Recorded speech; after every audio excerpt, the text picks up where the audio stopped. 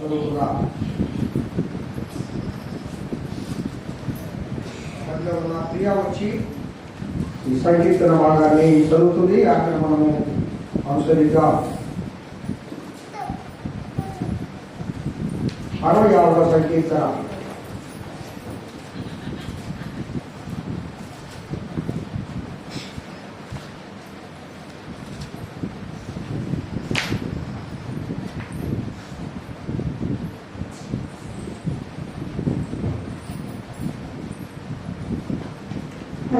సంకీర్తన. సర్వలోక నివాసులారా దేవుని గురించి సంతోష గీతము పాడుడి. ఆయన నామ ప్రభావమును కీర్తించుడి. ఆయనకు ప్రభావము ఆరోపించి ఆయనను స్తోత్రించుడి. ఇలాగు దేవునికి స్తోత్రం చెల్లించుడి.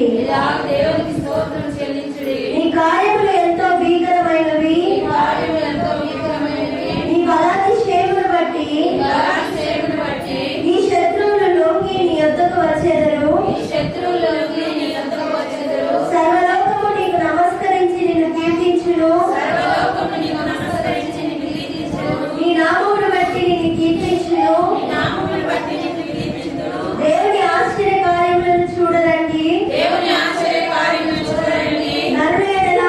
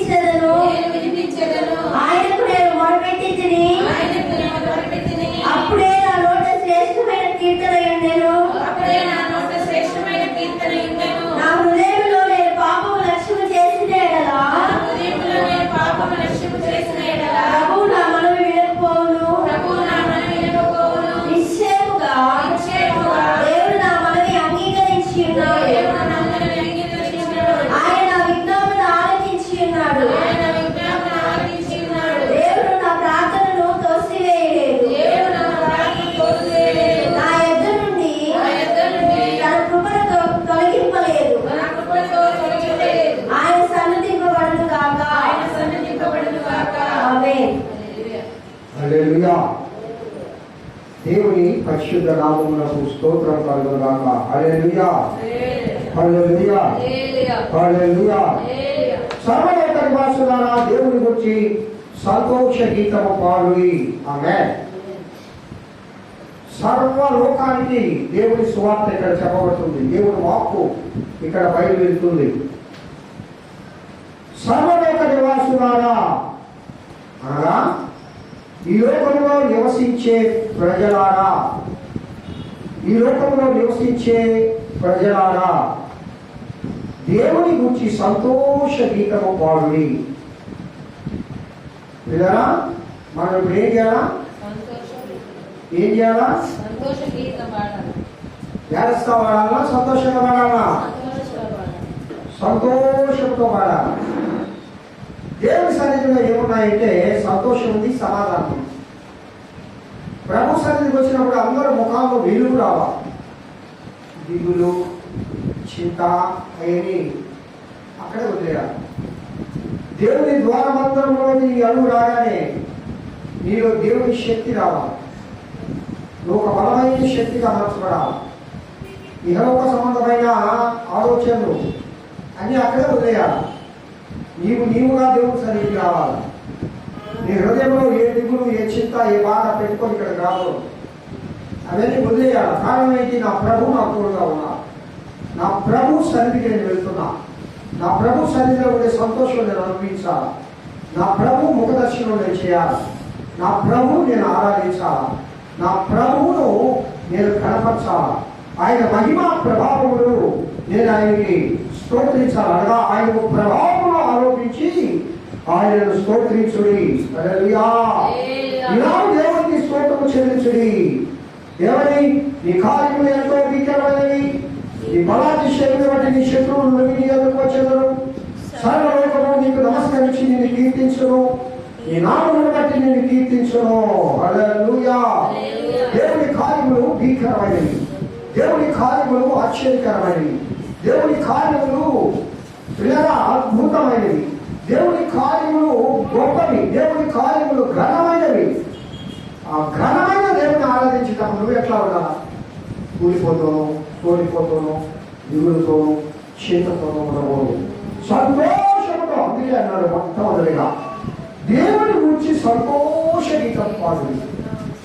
హల్లెలూయా, హల్లెలూయా. ఇప్పుడు మన దేవుడి గురించి సంతోష గీతం పాడదామా? మన దేవుడి గురించి ఆరాధన గీతం పాడదామా? మన దేవుడి సంతోషంతో చప్పట్లు కొడుతూ గంభీరంగా గంభీర ధ్వని గల తాళములతో ఆ ప్రభువును మనం స్తుతిద్దాం. అందరూ రెండు చేతులు పైకెత్తి దేవునికి స్తోత్రాలు చెల్లించాలి. అందరూ దేవుని స్తుతించాలి. దేవుని ఆరాధన చేయాలి. హల్లెలూయా, హల్లెలూయా, హల్లెలూయా, హల్లెలూయా, హల్లెలూయా, హల్లెలూయా. అందరూ స్తోత్రించండి. దేవుని అందరూ దేవుని ఆహ్వానించండి. అందరూ దేవుని మహిమను, అందరూ దేవుని ముఖదర్శనం చూడాలి. అందరూ దేవుని మహిమను చూడాలి. అందరూ దేవుని శక్తిని పొందాలి. అందరూ దేవుని యొక్క ఆ స్వరూప దర్శనాన్ని చూడాలి. శిలువపై ఉన్న ప్రభువును, శిలువపై ఉన్న ప్రభువును చూడాలి. శిలువపై ఉన్న ప్రభువును చూడాలి. శిలువపై ఉన్న ప్రభువును చూడాలి. హల్లెలూయా, హల్లెలూయా, హల్లెలూయా, హల్లెలూయా.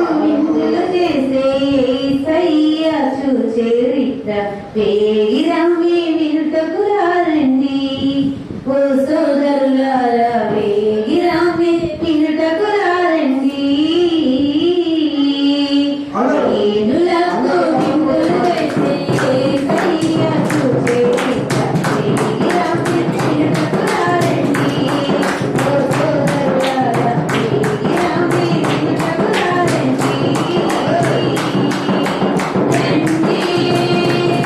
Thank you.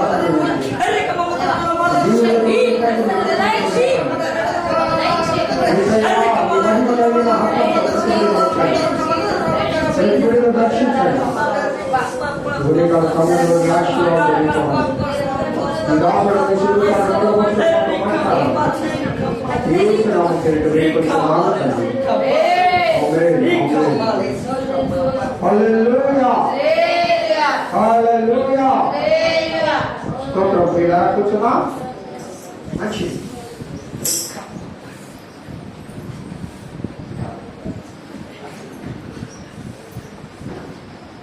సర్వలోక నివాసులారా, దేవుని గురించి సంతోష గీతము పాడుడి,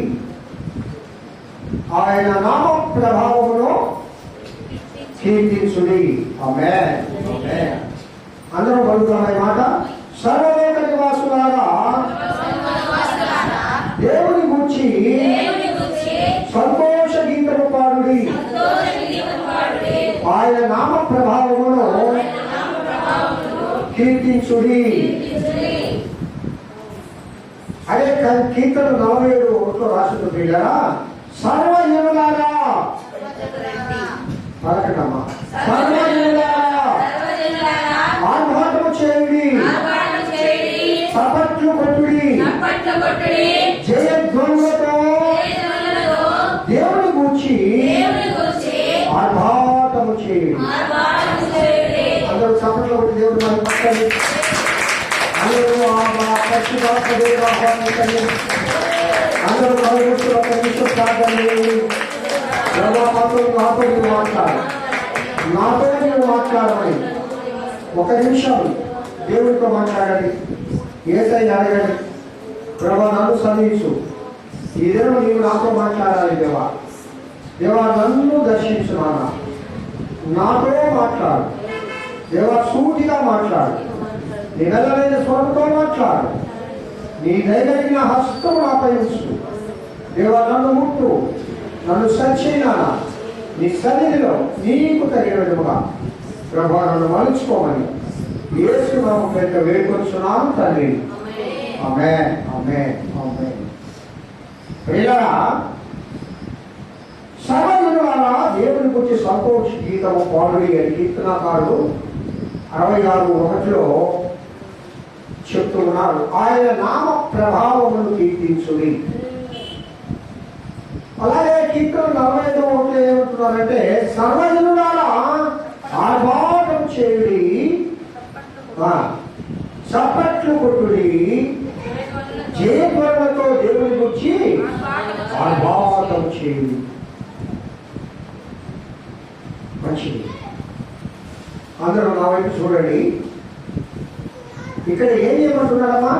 దేవుని గురించి సంతోష గీతం. ఇప్పుడు సర్వజనులు అంటే మీరు వస్తారా రారా? మీరు జనులేనా? మనుషులేనా? డౌట్ ఎవరు ఉందా? మనుషులేనా? వెరీ గుడ్, దేవుని స్తోత్రం. మరి ఏం చెప్తున్నాడంటే ఇక్కడ సంతోష గీతం పాడమంటున్నాడు. భార్య ఏం పాడమంటుందో ఎంత పాడేది సంతోష గీతం. నా మనసులో ఎంత దుఃఖం పెట్టుకుని సంతోష గీతం ఎట్లా వస్తుంది నా నోట్లో? కాదంటే ఏదో పాస్టర్ గారు చెప్తుంది కాబట్టి పైకి పాడాల్సి ఉంది, కానీ హృదయపూర్వకంగా ఆత్మతో నిజంగా పాడలేదు కదా. సంతోష గీతం పాడాలంటే మొదటిగా నువ్వేం చేయాలా? వినండి, ఏం చేయాలా? నీ హృదయాన్ని సిద్ధపాటు చేసుకోవాలా. ఏ విధంగా సిద్ధపాటు చేసుకోవాలా? నీ హృదయాన్ని సంతోషంతో తెచ్చుకోవాలా. నీలో ఉన్న దిగులను, నీలో ఉన్న వేదనను, నీలో ఉన్న బాధను, నీలో ఉన్న చింతను, నీలో ఉన్న సమస్త విధములైన బలహీనతలను పక్కన పెట్టేయాలి. హల్లెలూయా, హల్లెలూయా, స్తోత్రం. ఎవరి ఒక ఆటో ఉంది, కుమార్ ఆటో తీసుకోబోతున్నాడు.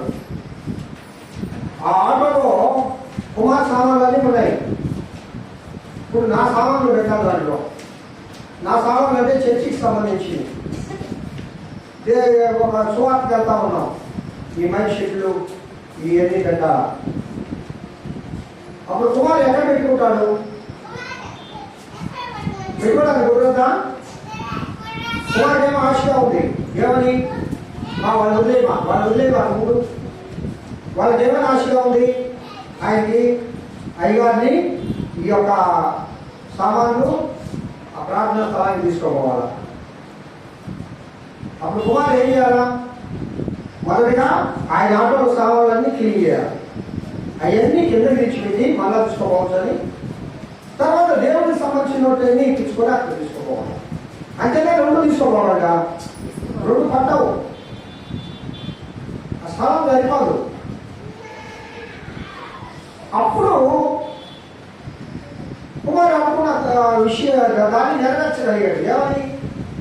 ఆ యొక్క ప్రార్థనా స్థలానికి మైక్ షెట్టు, ఈ సామాన్లు ఇవన్నీ నేను తీసుకెళ్ళాలని తీసుకుపోయాడు. ఎప్పుడమ్మా? ఎప్పుడు చెప్పండి? ఆటో ఇంతకు పూర్వం ఉన్నా ప్రతి వస్తువు తీసుకెళ్ళి పెట్టాలి.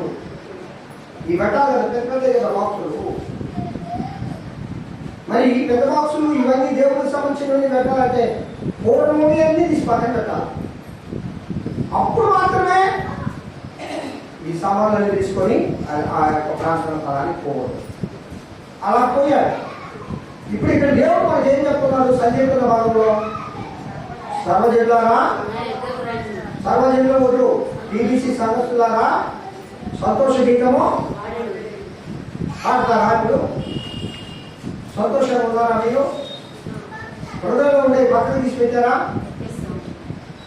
ఇంటి దగ్గర దాచిపెట్టి వచ్చారా? బిల్వ వేసి కాలం వేసి పెట్టారు. రేపు నుంచి ఈసారి ఆదివారం వచ్చేటప్పుడు మీ హృదయంలో ఏమేమి ఉన్నాయో రమ్మా అవన్నీ తీసి బిల్వలో తాళం వేసి పెట్టి అప్పుడు దాన్ని పెట్టుంటే పెట్టిలో పెట్టి తాళం వేసిరా. నీ హృదయంలో ఏ భావన తీసుకురాగా, ఏ వేదన తీసుకురాగా, ఏ చింత ఏడు రాగా, ఏ బాధ ఏడు రావద్దు. అవన్నీ పడేసరండి. ఎందుకంటే దేవుడి సన్నిధిలో ఏమున్నాయి? నిత్య ఆనందం ఉంది. హల్లెలూయా, నిత్య సంతోషం ఉంది. దేవుడి సన్నిధిలో ఉన్నవని నీ హృదయంలో నింపుకోవాలంటే నీ హృదయాన్ని నువ్వు ఖాళీ చేయాలి. ఇక్కడ దేవుడు, నువ్వు దేవుడి సన్నిధికి వచ్చిన తర్వాత ఆత్మదేవుడు నేను ఏం చేయమంటాడో చేయాలి. ఈ దినం ఏం చెప్తున్నాడు? నీకు సంతోష గీతము పాడండి అంటున్నాడు. సంతోష గీతం పాడటానికి నేను ఎట్లా పాడేదయ్యా? నా హృదయం సన్నద్ధంగా లేదు, నా హృదయం రెడీగా లేదు, నా శరీరము, నా ప్రాణ, నా ఆత్మ అంతా కూడా ఢీలా పడిపోయింది. కారణం ఏంటి?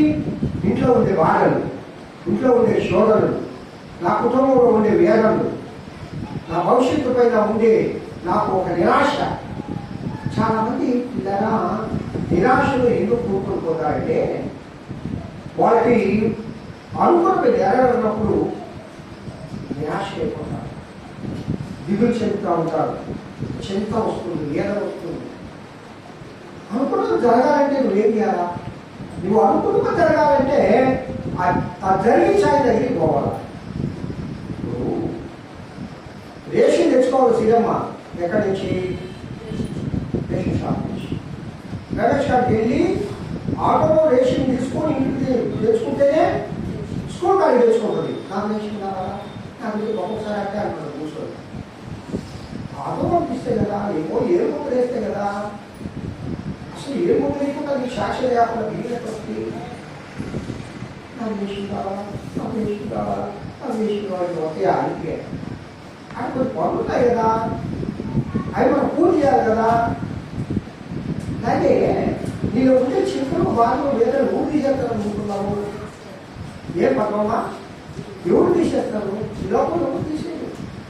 ఈ లోపల నువ్వు సహాయం ఎక్కువ, అందరూ మాటలు చెప్పేవాళ్ళే.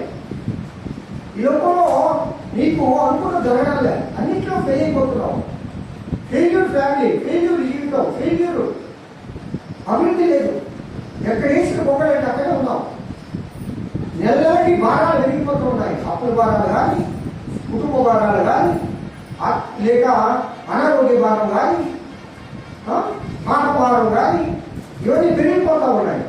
కారణం ఏంటనగా నువ్వు ఎవరి దగ్గరికి పోవాలో, వారు ఏ విధంగా పరిష్కరించుకోవాలో ఆయన పైన ఆనుకోవడం లేదు. హల్లెలూయా. అదే పాస్టర్ గారు, నేను దేవుడి పైన బాగా ఆడుకుంటున్నాను, రోజు ప్రార్థన చేస్తున్నా.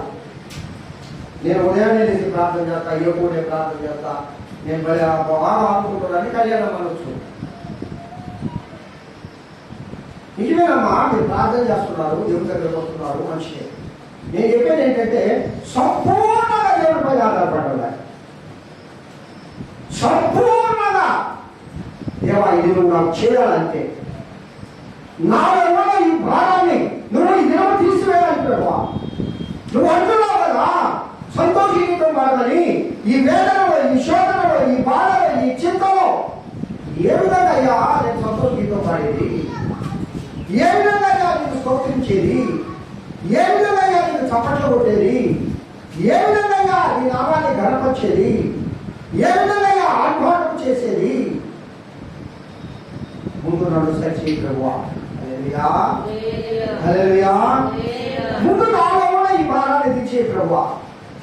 ముందు నాలో కూడా ఈ శాపవాడు, ఈ పాపవాడు, ఈ శోధనలు ఇది తీసేదైనా. ముందు నా హృదయాన్ని శుద్ధి చేయదైనా. ముందు నన్ను సిద్ధపాటు చేయి ప్రభువా అని దేవుని దగ్గర ప్రార్థన చేయాలి. హల్లెలూయా, హల్లెలూయా. నిజంగా సిద్ధపాటు జరుగుతున్నావా మనం? ఎంతవరకు మనం సిద్ధపాటు అంటే సంపూర్ణమైన సిద్ధపాటు ఇంకా మనలో నాకు కూడా ఇంకా రావాలి. యేసు ప్రభు ఈరోజు వస్తే సంపూర్ణత లేకపోతే నువ్వు ఎంతవరకు? అలాగే సంపూర్ణత అంటే ఏంటండి? పరిశుద్ధాత్మను పొందడమా, భాషలు మాట్లాడటమా, ప్రవచనాలు చెప్పడమా? అది కాదు. అదే అనుకోని చాలా మంది ఆలోచన చేస్తూ ఉంటారు. అది కాదు సంపూర్ణత్వం అంటే. సంపూర్ణత్వం అంటే యేసు క్రీస్తు యొక్క ఆకారం నీలో కనబడాలి. యేసయ్య మనసు ఉండాలి మొట్టమొదట. హల్లెలూయా. ఏ మనసు ఉండాలమ్మా? యేసయ్య. ఎట్లాంటి పుట్టి యేసయ్య మనసు? యేసయ్య మనసు ఎలాంటి? శత్రువులను అదొక్కటి ఏమి సాగు మీరు, అదొక్కటి చేస్తే మీరు సంపూర్ణత్వానికి బాగా ఏర్పడదు. ఫస్ట్ అడుగది. ఇంకా చాలా ఉన్నాయి చెప్తా నేను. ఫస్ట్ అడుగు ఏంటంటే అసలు అడుగు పడతా. అదేనమ్మా, నిజంగా నీ ద్రోహం చేసుకుని క్షమించుకోవాలి. నువ్వు క్షమించు. బయట చెప్పాల్సి ఉండే ఒకవేళ దేవుని దగ్గర ఒప్పుకున్నా అయ్యా ఆయన క్షమించు ప్రభావం అనేట్టు అన్నా అలా ఒక కార్యం ఎదురు వచ్చాడు అనుకో, అతనికి నీ సహాయం కావాలా? అమ్మా నాకు కొంచెం ట్యాబ్లెట్ ఇయ్యమ్మా అని వచ్చాడు అనుకో, నేను 50 మూతులు తెచ్చాడు కదా సచివాలయం దగ్గర. ఇక్కడికి వచ్చి అమ్మా ఆయమ్మా లేకపోతే ఆశమ్మ కొంచెం ట్యాబ్లెట్ ఇస్తావా? ఓ ఆడపోయి వాడు అడుకోబో, నా దగ్గర లేవో. సీరియస్గా చెప్తావా? చెప్తావమ్మా. మన మాటలు నేను కూడా అంతే. అవునా? ఒక మాట కాదా? మనం మానవమ్మ, మనమే సంపూర్ణత్వం పొందలా. సంపూర్ణత్వం పొందడం అంటే అది క్లియరా? ఒక ఆయన దేవుడి గ్రంథంలో సంపూర్ణత్వం పోయి ఆయన చూపిస్తున్నా, సంపూర్ణత్వం పొందిన ఆయన చూపిస్తున్నా. మొట్టమొదటి సాక్షి ఎవరాయా? ఎవరమ్మా మొట్టమొదటి సాక్షి? సాక్షి తీక ఎవరు చెప్పండి? యేసయ్య చనిపోయిన తర్వాత అసాక్షి ఎవరు? తీయలేదు. అపోస్తల కార్యంలో అపోస్తల కార్యం 6వ అధ్యాయంలో యేసయ్య చనిపోయిన తర్వాత మొట్టమొదటి అసాక్షి ఆయన. పిల్లలు అక్కడ ఆయన ప్రార్థన చేస్తాడు. చదువుతాడు ఆయన చేసే ప్రార్థన. ప్రజల మధ్య మహత్ కార్యములను గొప్ప సూచక క్రియలను చేయుచుండెను.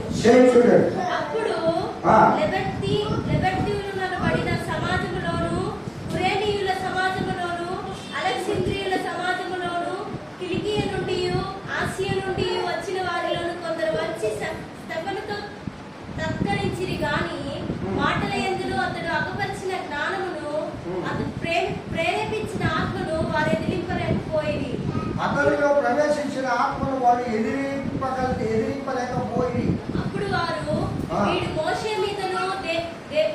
మీదను దేవుని మీదను దూషణ వాక్యములు పలుకుగా మేము వింటిమని చెప్పుటకు మనుషులను కుదుర్చుకొని ప్రజలను, పెద్దలను, శాస్త్రులను రేపి అతని మీదకి వచ్చి అతని పట్టుకొని మహాసభ ఎద్దుకు తీసుకొని పోయి అబద్ధపు సాక్షులను నిలవబెట్టిరి.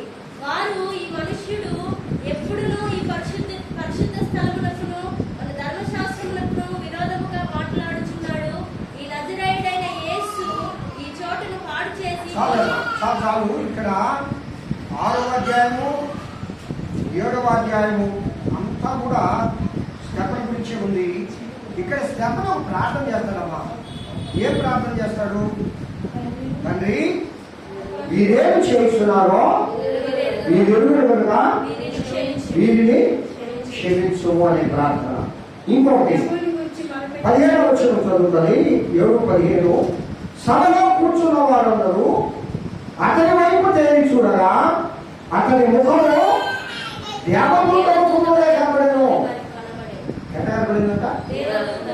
ఇందాక ఏం చెప్పారు? సంపూర్ణత్వం పొందాలంటే దేవుని రూపం మనలో రావాలి. నిన్ను చూస్తే యేసయ్యను చూసినట్టు చెప్పారు.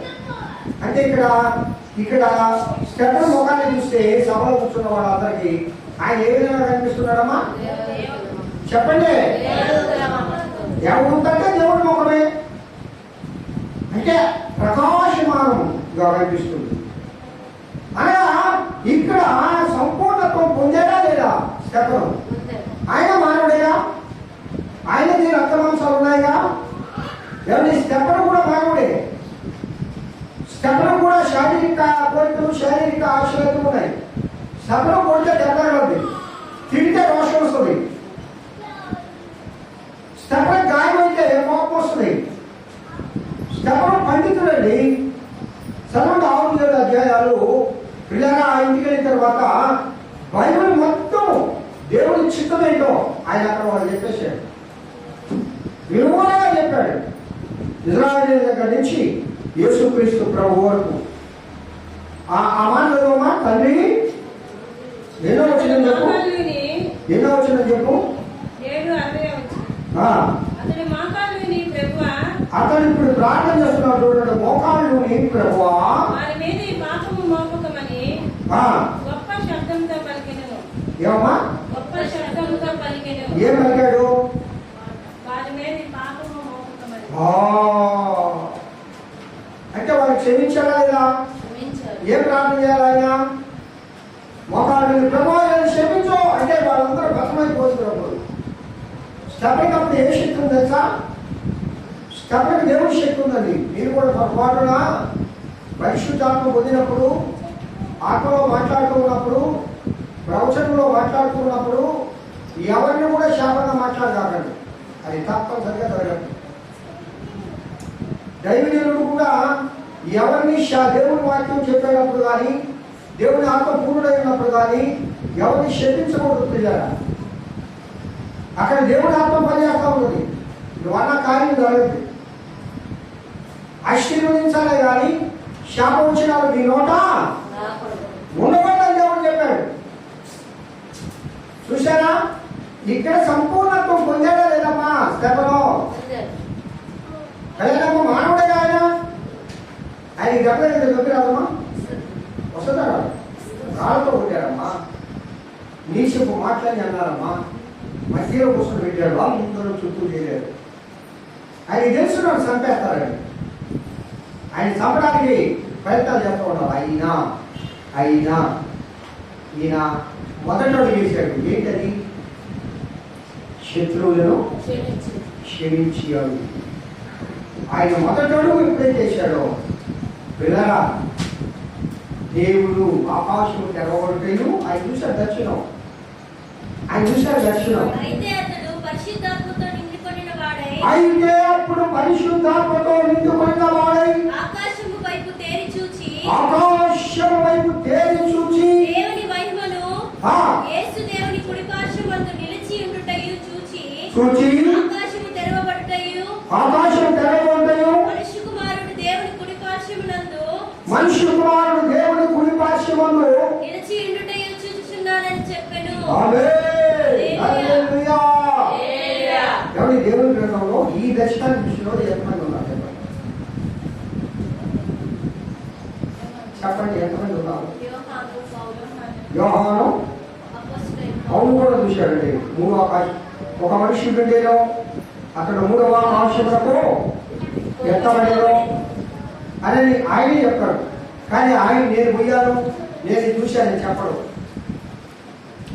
ఏమో చెప్తే ఏమైంది? ఎందుకు చెప్పాలి? ఆయన చెప్పు.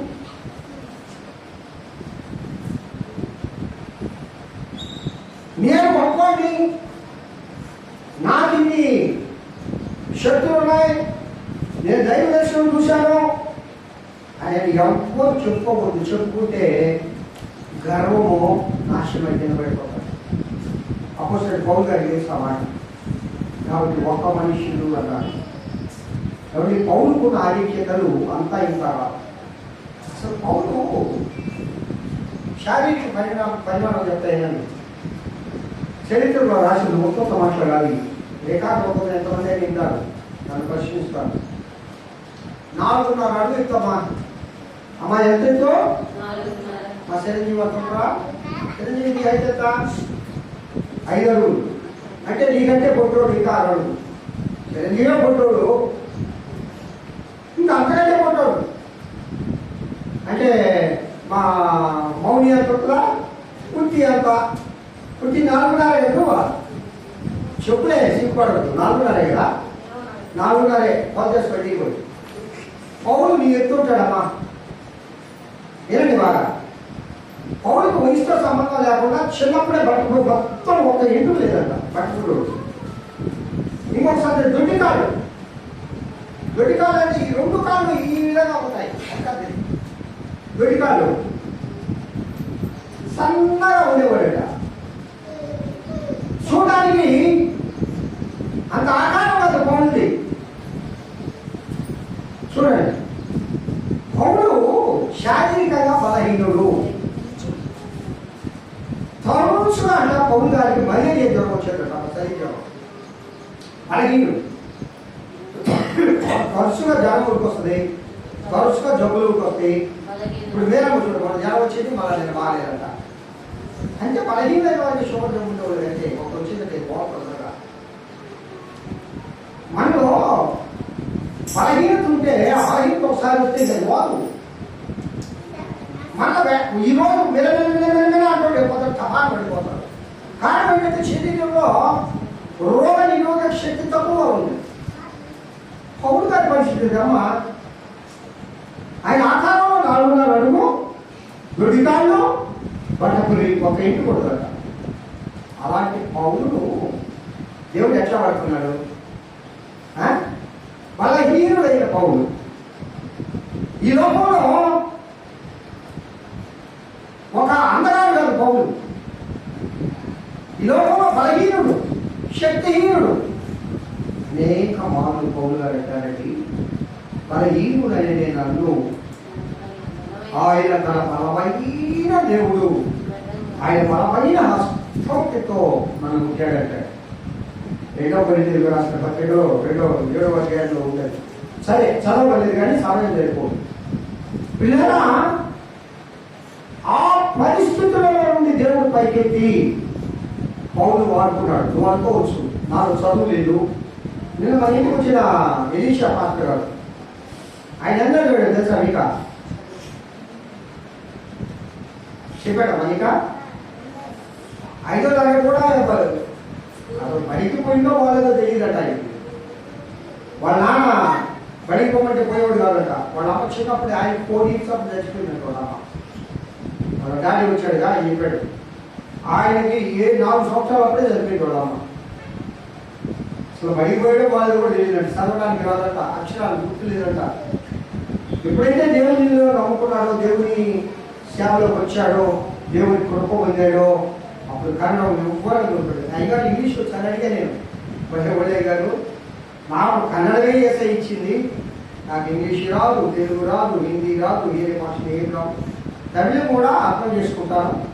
నేను తెలుగుని కాబట్టి మన వాళ్ళు తెలుగు మాట్లాడితే వివరంగా మాట్లాడతాను మామూలుగా అయితే ఫ్లూయెన్సీ రాదు నాకు ప్రసంగం చెప్పడానికి, అందుకే నేను కన్నడలో చెప్తాను. అయితే అలాంటి దైవజనుడి దేవుడు ఎంత భయంకరంగా మాట్లాడుతున్నా, నిన్న నేను పాడుగా నాకు ఒక గర్వం చెప్పమంటారా మీకు? మన సంఘంలో అందరూ చేతులు పెట్టారు, పెట్టుకోవాలి. వాళ్ళు కూడా 30 మంది వచ్చారమ్మా. 30 మంది పడిపోయారు. బాధ్యత స్థలపడి తెచ్చుకోలేదా? మొమ్మలు కూడా ఆడలే కాదు, ఆడలు పని మళ్ళా వాళ్ళ సాధారణ ఒకటి బయటికి రాలి.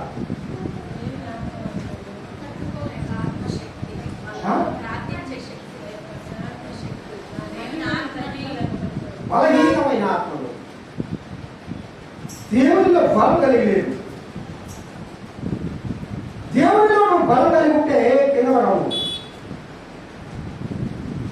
కొంతమంది అనకూడదు కానీ దైవజనులు ఇటు దోస్తారు. అదేంటో పాపం వాళ్ళ ఉడికి పడే ఏది ఊరు పడలేదండి. ఆయన ఆశ ఎందుకో పాపం పడితే ఏమవుతుందో. కానీ ఈయన ఈశ్వర గారు అలా దేవుని శక్తి కలిగిన దైవజనులు ఆయన. నేను చూసే కదా ఒకటే కాదు, కన్నీలో కూడా. అందుకే నేను ఆయనతో వెళ్ళింది. నిజంగా మా ఇంట్లో ఆయన పడుకుంటే నేను 3:30 లేస్తే ఆయన 3:30 నుంచే ప్రార్థన చేయడం ముందు పెడతాడు. 5:30 దాకా ప్రార్థన చేసి అప్పుడు కొనుక్కుంటాడు. 7-8 దాకా రాత్రి అంశం తీసుకుంటాడు. నాకు లేదు, ఎందుకంటే నేను 9:30 కల్లా నిద్రపోతాను కాబట్టి. అంటే ప్రార్థనా పనులు. పిల్లల బలహీనమైన ఘటాన్ని దేవుడు వాడుకుంటాడని చెప్పడానికి చెప్పా. పౌరులు చెప్పు ఎలీషా గారిని కూడా. కాబట్టి మనం చాలాసార్లు దేవుడి చేతిలో వాడడానికి ఇష్టపడం. ఎందుకంటే కుమార్ నువ్వేమనుకుంటావంటే నాకు చదువు లేదు, నాకు జ్ఞానం లేదు, నాకు ఏమీ లేదు కాబట్టి నేనేమి మాత్రం చెప్పేది. డాక్టర్ కుమార్ జూన్లో ప్రార్థన చేశాడు. ఎంత చక్కగా చేశాడు కదా. వెరీ గుడ్ కుమార్, చాలా చక్కగా చేశాడు. నీకు నేను ప్రేమ ఇద్దామనుకున్నా, తర్వాత ఇద్దామనుకున్నా. నేను ఒకసారి అయ్యగారు ముద్దయ్య గారు అక్కడే ఉన్నాయి, అందరు ఇంటారు కదని కామ్గా ఆలోచిస్తూ ఉన్నాను. నేను రోజు ఇచ్చాను ప్రార్థన చేస్తాను. అయితే ఏ అంశాన్ని ఇచ్చానో ఆ అంశం చేయాలి. నువ్వు నాకు 10 అంశాలు మొత్తం అంశాలు చేయాలి. సరే మనిషి కాదు. కాబట్టి ఎప్పుడైతే నువ్వు బలహీనుడే, నీ దేవుడు ఎవరు? నీ దేవుడు ఎవరు? నీ దేవుడు ఎవరు?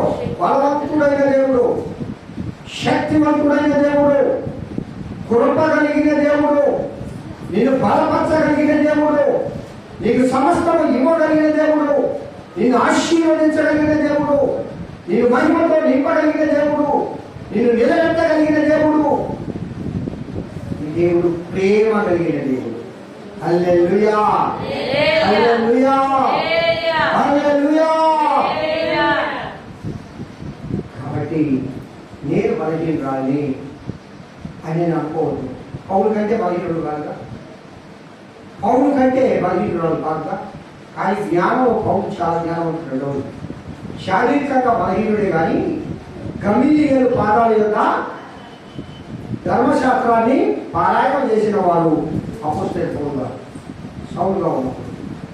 అంటే గమలియల్ పాదం అంటే ఇప్పుడు ఆక్స్ఫర్డ్ యూనివర్సిటీ కూడా మనం అనుకుంటాం. ఇప్పుడు ఆక్స్ఫర్డ్ యూనివర్సిటీలో చదివితే ఆ సర్టిఫికేట్ ఉంటే చాలు. అలాగే ఆ దినాలలో ఇజ్రాయెల్ దేశంలో గమలియల్ యూనివర్సిటీ ఉండేది. గమలియల్ ధర్మశాస్త్రోపదేశకుడు ఆయన. Is the principal, is only one of the man. ఆయన దగ్గర టీచర్లు లేదు. ధర్మశాస్త్రాన్ని క్షుణ్ణంగా చెప్పగలిగిన బోధకుడు ఆయన. ఆ గమలియల్ యూనివర్సిటీలో చదివాడు. అందరూ చదవడానికి వీలే. ఆయన ఎవరు చదవాలి తెలుసా? రోమా పౌరసత్వం 9 వాళ్ళకే దాంట్లో అడ్మిషన్ వస్తుంది. ఆ మణిగారు చెన్నైలో కూర్చొని ఆయన ఏదో యూనివర్సిటీలో ఏదో నిశ్చిత యూనివర్సిటీకి అంట అదే దగ్గర ఇంకా నీకు అపాయింట్మెంట్ అంటున్నా. ఇక్కడ వచ్చింది కావాలి, రేపు పోవాలి. నీకు రాలయ్యా, దేనికోసం ఎందుకు చూసి పెట్టాలి? రాకపోతే రోమా పౌరసత్వం ఉన్నోళ్ళకే గమలియల్ పాఠాల చెంద ఆ ధర్మశాస్త్రాన్ని బోధించడానికి అవును. ఎవరికంటే వాళ్ళకి నేర్పించరు. ఒక కాలంలో మీకు ఒకసారి కావాలంటే నా దగ్గర అంబేద్కర్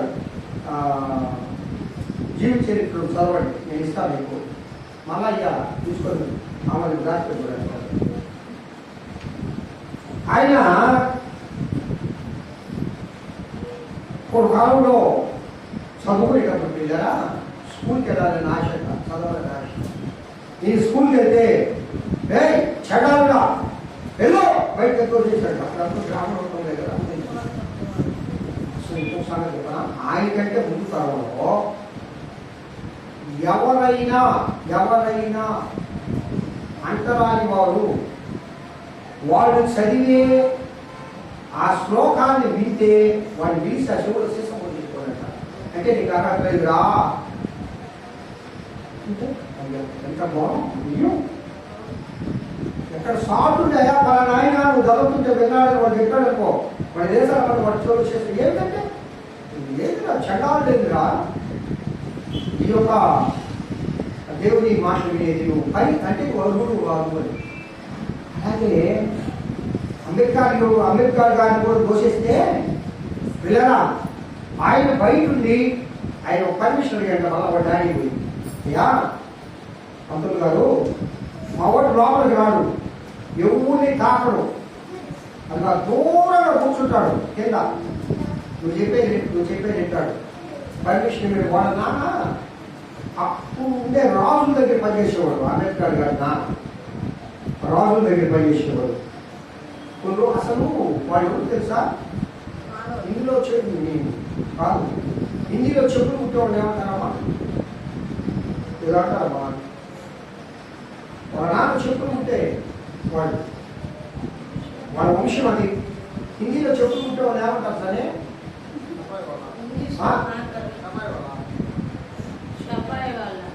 సఫాయి వాళ్ళ అంటే దొడ్లు శుభ్రపరిచేవాళ్ళు కదా. ఆయన మాత్రం తెలుసు మనకి, ఎందుకంటే మన వాళ్ళు తెలుస్తుందా. హిందీలో చెప్పులు ఉంటే వాళ్ళు ఏదంటారండి, ఆ వంశంలో వచ్చినాడు అంబేద్కర్. పిల్లగా ఆయనలో ఉన్న ఆసక్తి ఆ విధంగా ఉండేది. నీకు తెలుసా అంబేద్కర్ సంపాదించిన డిగ్రీలు ఇంకెవ్వరికి లేవు. పోరా నీకేందుకు చదువు చెప్పేది పోటీ వెళ్ళిపోయాడా? ఆసక్తి నేర్చుకున్నాడు. అలాగే గమలియల్ పాదాల దగ్గర ధర్మశాస్త్రాన్ని వినాన్ని నేర్చుకోవాలంటే అందరికీ ఉన్నారు. రోమా పౌరసత్వం పొందిన వాళ్ళు మాత్రమే అర్హులు. కాబట్టి పౌరు గారికి ఆకారంగా బలహీనమైన, శారీరకంగా అంగవైకల్యం కలిగిన వాడైనా, శారీరకంగా జబ్బు గల వాడైనా, జ్ఞానయుక్తంగా బహుజ్ఞానం కలిగిన వాడు, ఈలోక సంబంధమైన జ్ఞానం. అయితే పిల్లరా దేవుడు సౌలునే ఎందుకు అనుకున్నాడు చెప్పండి? ఇంకెవరు లేరా? సరే ఎందుకు అనుకున్నాడు సౌలుని? నేను చెప్పా సౌలు 4.5 అడుగులు అడుగు ఎత్తు, దొడ్డు కాళ్ళు, ఎప్పుడు బలేదే జ్వరం వచ్చేది, ఆకారం లేనుడు, బలహీనుడు. ఎందుకు ఎన్నుకున్నాడు? ఎవరైనా చెప్పగలరా? ప్రియా ఇక్కడ చూడు బయట మూసి సౌలు ఎందుకు ఎన్నుకున్నాడు? చేయకూడదు. బలహీనమైన కర్మ నుంచి బలమైంది. సరే, అది నీ ఆలోచన. ఇంకోటి చెప్తారా? బలం చూపించాలంటే బలవంతులు చూస్తే ఏమైంది? ఏసీ బలం తెలియాలంటే బలవంతులుగా చూస్తే బలహీనలే dominate. Very good, very good, very good, దేవునికి విరోధి కదా. Very good. దేవుడికి విరోధిని ఎందుకు ఉంటాడు? ఆయన దేవుడిచ్చేవాడు. మీరు చెప్పినవి కూడా కారణాలే. ఒక ముఖ్య కారణం చెప్తాయండి. చాలా మందిని ఎన్నుకోవచ్చు దేవుడు. ఎవరిని ఎన్నుకొని దేవుడు బలపరిచినా దేవుడి చేతిలో వాడబడతాడు. దావిని కూడా కొట్టాడే. గొడ్లు కాకుండా దావిని ఎరుసలేముకు రాజుగా చేశాడు దేవుడు. దేవుడు చేతిలోకి వెళ్తే నువ్వు బలమైన సాధనంగా వాడబడతావు. ఒక ముద్దుగట్టి ఉంది, బాగా దిగే ముద్దుగట్టి. సన్నిశక్తి ఇచ్చి ఒక చెట్టు కొట్టడం వల్ల నేను ఒక కొమ్మలు కొట్టడా. రెండు బాగా దిగే కత్తులే. ఎవరు ముందు కొడతారు? సరే, ఎందుకు? ఆయన చేతిలో బలం ఉంది. అదే కత్తి నేను తీసుకుంటే ఆయన 5 నిమిషాలు కొట్టిన దాన్ని నేను అర్ధగంట కొడతా. కారణం ఏంటి? నా చేతిలో బలం లేదు. ఇప్పుడు కత్తిలో బలమా, చేతిలో బలమా? దేవుని చేతిలో బలహీనమైన నీ ఘటాన్ని దేవుడు బలవంతంగా చేస్తాడు. అసలు సౌలు ఎన్నుకోవడానికి కారణం చెప్పండి. ఇలా ముఖ్య కారణం ఇది. సౌలు పడ్డ బాధలు, సౌలు పడ్డ హింసలు, సౌలు పడ్డ శోధనలు, సౌలు పడ్డ హేళన, ఎగతాళి, ఎవరు వల్ల సత్యాన్ని కుక్కలాగా ఊరు బట్టి లాగేశారంట సౌల్ని. ఎందుకు చెప్పమంటారా? ఎందుకంటే ఈ బాధ అదే ఏసైనప్పుడు ఈ బాధ సౌలు ఎట్లా వచ్చేవాడు? చాలా ధనవంతుడు సౌలు, రోమ పౌరసత్వం కలిగినాడు. ఒకవేళ ఆకారంగా మళ్ళీడైనా అన్నీ ఉన్నవాడు. ఎందుకో చెప్పమంటారా? తన బిడ్డలను హింసించాడు. తన బిడ్డలను ఏం చేసేవాడు? నరికేసేవాడు అండి. ఆ రోజు కూడా రాజు దగ్గర తాకి తీసుకోబోతున్నాడు. ఏ మార్గంలో పోతున్నాడా? ఆ గ్రామం ఉంటే దేవుడిని ఏసైనా ఆరాధించేవాడు సంధ్యాలను పోతున్నాడు. అరే బాబు, అట్ట కాదు కానీ ఇది ఏదో కథ చెప్పాలని దేవుడు కథ చెప్పాడు. అందుకు సౌలు ఎన్నుకున్నాడు. అందుకు సౌలు అన్ని కష్టాలు పడింది. అందరూ వాళ్ళ సౌలు శోధించడం కంటే ఎవరు శోధించబడాల పిల్లరా? సౌలు సేవ చేసినట్టు ఎవరు లేదా? సౌలు లేకపోతే బైబిల్లో చాలా సంపూర్తి. సంఘం కట్టబడ్డానికి పత్రికలే మూలం. విశ్వాసి కట్టబడ్డానికి పత్రికలు చదవండి. మీరు ఏం చదవదు. పత్రికలు ఆత్మీయంగా మనల్ని బలపరచడానికి ఉపయోగపడతాయి. అంట అనగా ఒక వ్యక్తి దేవుని స్వరూపం నీలో రావాలంటే సౌలు రాసిన పత్రికలే, పౌలు రాసిన పత్రికలు. అసలు సౌలు నేను పౌలుగా ఎన్నుకోవడానికి కారణం అది. అన్ని రోజులు హింసలు, బాధలు. నా బిడ్డల బాధలా బాధపడు. కొన్ని వారం చెప్పాను నేను, ఎవరైనా పాపం చేస్తే దాని ఫలితం అనుభవించాలా లేదా? దావీదు అనుభవించాలా లేదా? దావీదు ముందు అభిషేకం, దావీదు మీద ఉన్న అభిషేకం మీద పోయింది, కొడుకు మీద పోయింది. దావీదు మీద ఉన్న వ్యభిచార అభిషేకం కొడుకు మీద పోయింది. దావీదు మీద ఉన్న నరహత్య అభిషేకం అభిషేకం మీద పోయింది. జాగ్రత్త, జాగ్రత్త. నువ్వు ఏ విధంగా బ్రతుకుతున్నావో నీ బ్రతుకును బట్టి నీ బిడ్డల జీవితము ఆశీర్వదించబడుతుంది. నీ ఆలోచన, నీ తలంపులు, నీ ప్రార్థన. పిల్లరా, తల్లిదండ్రులు కొన్నిసార్లు కూడా చెప్పారు, బిడ్డల కోసం బ్రతకండి, కుటుంబం కోసం బ్రతకండి. ఇంక ఏం చేయాలి ఈ లోకంలో? అన్నీ అనుభవించావుగా. ఇకనైనా ఇకనైనా ఇకనైనా దేవుని ఎందుకు భయభక్తులు కలిగి నువ్వు ప్రార్థించే తండ్రిగా, ప్రార్థించే తల్లిగా ఉంటే కుటుంబంలో నీ బిడ్డలు ఆశీర్వదించబడ్డా. హల్లెలూయా, హల్లెలూయా. ఆ విధంగా ఆశీర్వదించబడ్డారండి ఇశ్రాయేలీయులు. అబ్రహామును బట్టి ఇసాకు, ఇసాకును బట్టి యాకోబు, యాకోబును బట్టి యోసేపు, యాకోబును బట్టి 12 గోత్రాల వాళ్ళు ఆశీర్వదించబడ్డారు. ఎన్నిసార్లు దేవుడికి ఎదురు తిరిగినా దేవుడు ఎందుకు క్షమించేవాడు తెలుసా?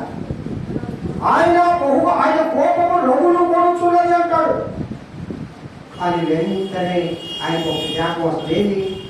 అబ్రాహాముతో జ్ఞాపకం చేశాడుగా. ఏమని? మరి బాబు నీ సంతానాన్ని మరి అందరూ చచ్చిపోయాడు. అయ్యో నేను మాట్లాడితే దేవుని కాదుగా. వెంటనే జ్ఞాపకం తెచ్చుకుంటాడట. అలాగే నువ్వు ప్రార్థించే తల్లి అయితే ప్రార్థించే తల్లి అయితే దేవుడు నీకు వాగ్దానం ఇస్తాడు. నీ బిడ్డలు ఒకవేళ ఈ లోకంలో చెడు మార్గంలో జరుగుతున్నా వాళ్ళని తట్టి కొట్టి లేదా వాళ్ళు పడేసి మళ్ళీ మంచి మార్గం చేసుకోవాలి. ఇతరులు అర్థం తెచ్చాడు కారణం అబ్రహాముకు చేసిన వాగ్దానము. హల్లెలూయా. కాబట్టి మనం దేవుడు ఎలా ఉండాలా? మనం దేవుడు భయభక్తులు కలిగి ఉండాలా. మనకి దేవుడు పోతున్నాం ఎప్పుడు పోతున్నాడు. స్వార్థం భక్తిలో కూడా స్వార్థం ఉండదు. నేర్చుకోండి. నీ కుటుంబం ముందు నీ కుటుంబము నీవు బాగుపడితే లోకాన్ని బాగు చేయొచ్చు. హల్లెలూయా. కాబట్టి ప్రియా దేవుడు బిడ్డలారా, అసలు ఈ మాట ఎందుకు పోయిందంటే ఇదంతా నీ హృదయంలో ఏం నింపుకోవాలి? ఇప్పుడు ఏం నింపుకోవాలి సార్? ఉంటే ఇది ఇక్కడ నాకు కోపం వచ్చేది అక్కడే. దేవుడు వాక్యం చెప్పాడు, వాక్యాన్ని వినండి. దేవుడి వాక్యం వినండి. పరిశుద్ధాత్మ దేవుడు మాట్లాడుతున్నాడు. ఇలా మనము మీరు సంతోషించండి అన్నాడు కదా. సంతోషంతో దేవుడి ఆర్భాటంతో దేవుని మహిమపరచాలంటే సంతోషంతో నీ హృదయాన్ని ముందు నింపుకుంటే సంతోష గీతాలు వస్తాయి. దుఃఖంతో నింపుకుంటే దుఃఖ గీతాలు వస్తాయి. వేదంతో ఉంటే వేదన భరితమైన గీతాలు వస్తాయి. కాబట్టి ప్రియులారా, ఆ కీర్తన 32:11 అంటారు, నీతిమంతులారా యెహోవాను బట్టి సంతోషించుడి, ఉల్లసించుడి, యథార్థ హృదయులారా మీరందరూ ఆనందగానం చేయండి. ఆమేన్. ప్రియులారా, దేవుడు ఆయన బిడ్డల్ని ఎప్పుడు దుఃఖంలో ఉంచాలని, వేదనలో ఉంచాలని, శోధనలో ఉంచాలని, వ్యాధిపత్తులుగా ఉంచాలని, దుఃఖించేవారుగా ఉంచాలని, లేమిలో ఉంచాలని, నిరుద్యోగులుగా ఉంచాలని, ఆశీర్వాదం లేని కుటుంబాలుగా ఉంచాలని దేవుడికి ఇష్టమే లేదండి. నీ బిడ్డలు అలా ఉండాలని నువ్వు తల్లిగా తండ్రిగా నువ్వు అనుకుంటావా? అర్హత లేకపోయినా సరే. ఇప్పుడు ప్రియా ఉంది, వాళ్ళ నాయన నాకు డాక్టర్ అయితే బాగుండే, ఎప్పుడు నాకు వైద్యం చేసేదే, మా ఆవిడ ఒక నర్సు ఉంది, నా కూతురు డాక్టర్ చదువుతా. ఎందుకు కాదు? నువ్వు చదవాలని అర్హత లేదు. అర్హత లేకపోయినా నా కూతురు నా కొడుకు ఈ విధంగా ఉంటే బాగుండే అని అనుకుంటాం. అసలు ఉద్యోగానికి అర్హతైనా క్వాలిఫికేషన్స్ లేవు నీలో. నా కొడుకు ఉద్యోగం లేదంటే ఎంత వస్తుంది? ఇలా ఒక తండ్రిగా నీవుండి అర్హత లేకపోయినా నీ కొడుకులు నీ కుమార్తెలు ఆశీర్వాదకరంగా ఉండాలని కోరుకుంటావే. పరలోకపు తండ్రిని యేసయ్య, ప్రేమ కలిగిన యేసయ్య, ఆయన బిడ్డమైన నీవు ఎప్పుడు సంతోషంగా ఉండాలని కోరుకోడా? ఎప్పుడు ఆనందంగా ఉండాలని కోరుకోడా? ఎప్పుడు నువ్వు ఆశీర్వాదకరంగా ఉండాలని కోరుకోడా? నువ్వు వ్యాధిగ్రస్తురాలుగా నువ్వు ఎప్పుడు దుఃఖము, ఎప్పుడు ఏడుపు, ఎప్పుడు కొరత, ఎప్పుడు కుటుంబంలో వేదన, ఎప్పుడు కుటుంబంలో శోధన, ఎప్పుడు జీవితంలో సంతోషం లేదు, సమాధానం లేదు. ఈ పరిస్థితులు ఎందుకు వస్తున్నాయి? ఆ విధంగా ఉండాలని దేవుడి చిత్తం కాదు. దేవుడి చిత్తం ఏంది? సంతోషంతో యెహోవాను సేవించుడి. మొట్టమొదటిగా నువ్వు సంతోషంతో సంపూర్ణత్వంతో దేవుని సేవించాలా. ఉత్సాహగానం చేయొచ్చు. ఆయన సన్నిధికి రండి. దేవుని ఆలయానికి రావాలంటే ఎంతమంది ఆనందం వచ్చాడు, ఎంతమంది సంతోషంగా వస్తున్నారు. హల్లెలూయా. దేవుడు మనం జీవించున్నాక ఎప్పుడెప్పుడు టైం అవుతా, నేను ఎప్పుడు వెళ్దామని రెడీ కూర్చున్నాడు ఎంతమంది ఇంటికాడ? ఎవరు లేదు. ఎప్పుడు టైం అవుతా, ఎప్పుడు పోదామా ఆ ఆశ కలిగిన దేవుడు ఆశిస్తాడు.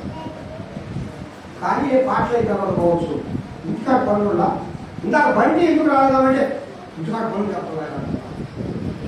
వాళ్ళు ఎప్పుడుంటే మళ్ళీ ఈ ఆనందం వస్తుందా, ఈ ఆశీర్వాదం వస్తుందా, ఈ సమయం వస్తుందా, ఈ దినం వస్తుందా మళ్ళా నీకు? మన ఇంట్లో పనులు ఎప్పుడేం చేసుకోవచ్చు. ఏం ముందుగా చేసుకోండి.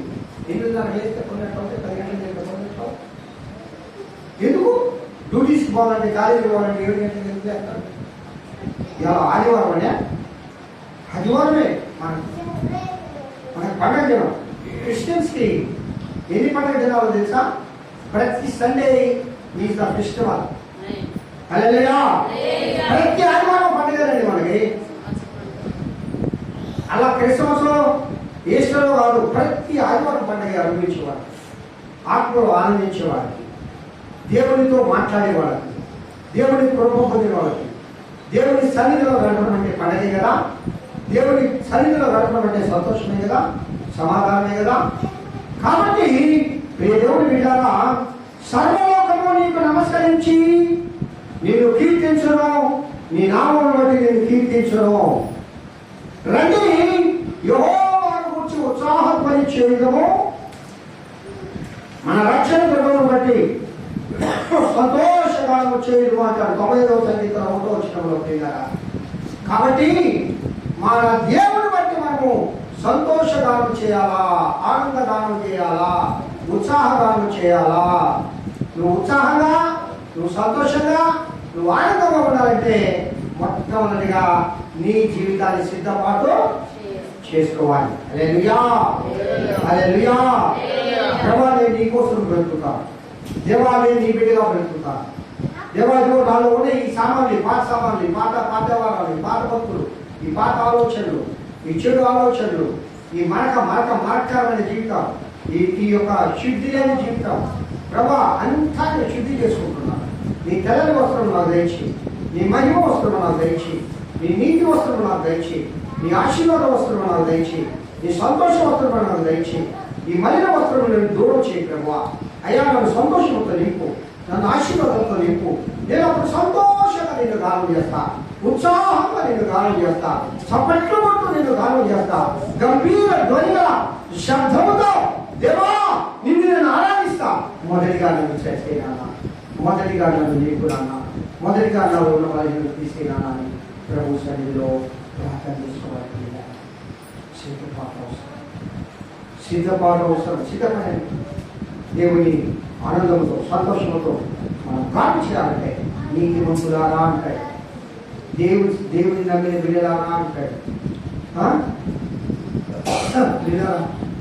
నీతి మతం కలిగి మనం జీవించి ఆ దేవదేవుని యొక్క కృపణ పొందులు కాక, అలాంటి కృప మన దేవుడైన యేసయ్య మనకు దయచేయను కాక.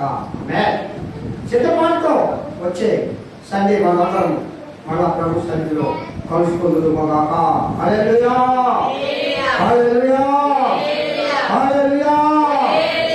దేవుడు ఈ వాక్యం ఆశీర్వదించును గాక. నిన్న మీ అందరికీ యేసుక్రీస్తు నామమున పేరిట శుభములు. రైతులా కానుకలు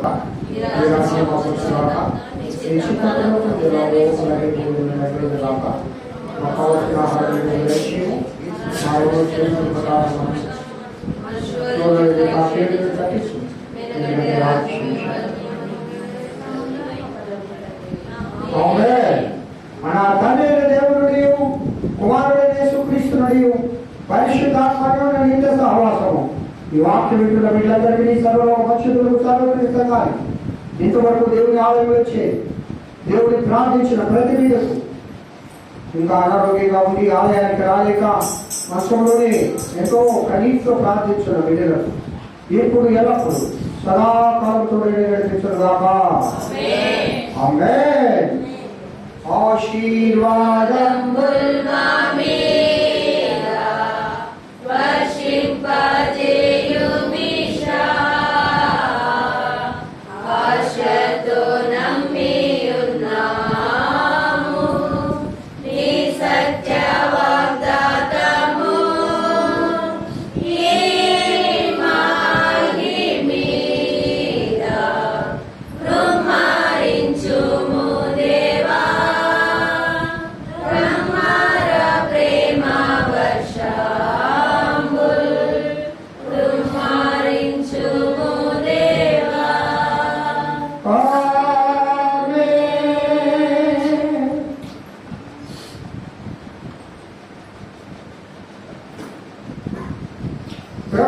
యేసుక్రీస్తు కృప మీ అందరిపై మెండుగా నింపబడునుగాక. రాబో వారమంతా ఆయన కృపలో మీ పరిపాలనలో, మీ ప్రయాణాలలో ప్రియుడైన దేవుడు క్షేమకరమైన జీవితమును మీకు అనుగ్రహించి ఆశీర్వదించునుగాక. ఆమేన్. అందరికీ వందనాలమ్మా. Praise the Lord, praise the Lord, praise the lord.